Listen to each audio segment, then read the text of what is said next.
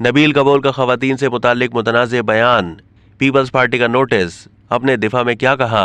Social media पर शदीद तनकीद और पार्टी की जानिब से नोटिस के बाद पीपल्स पार्टी रहनुमा नबील कबोल ने गलत अल्फाज का इस्तेमाल तस्लीम करते हुए तमाम खवातीन से गैर मशरूत माफ़ी मांग ली।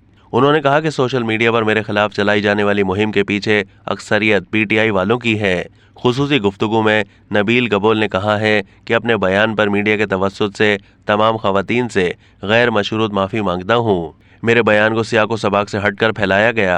ये बयान जनवरी 2023 में यूट्यूब के एक व्लॉगर को इंटरव्यू में सियासी ज़्यादतियों के सवाल के जवाब में दिया था। PP रहनुमा के मुताबिक उन्होंने एक फ्रांसीसी नावल का हवाला देते हुए माशरे से मुतालिक मिसाल दी थी। इस बयान में कहीं भी किसी खातून का जिक्र नहीं किया गया।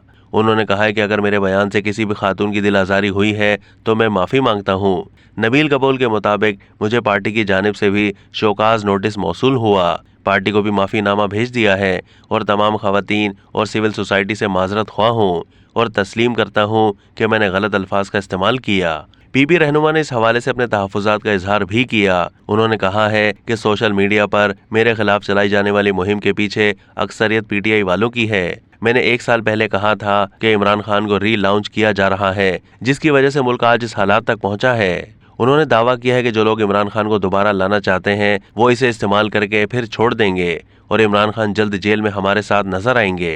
सुप्रीम कोर्ट के पंजाब में इंतखाबात से मुताल्लिक फैसले के हवाले से नबील कबोल ने कहा है कि मुल्क में कभी भी हालात तब्दील हो सकते हैं और मार्शल लॉ भी लग सकता है। हमारे पास इतने पैसे नहीं कि हम बल्दियाती इलेक्शन भी कराएं, तो सूबाई इलेक्शन तो दूर की बात है, इसके पैसे कहाँ से आएंगे। मुझे अगले 4 साल में भी इलेक्शन होते नजर नहीं आ रहे। नबील कबोल ने मजीद कहा कि मुल्क में ऐसे अनासिर मौजूद हैं जो सदारती निज़ाम चाहते हैं। अब तक के लिए इतना ही। मजीद मालूमात के लिए डेली जंग के YouTube चैनल को सब्सक्राइब कीजिए।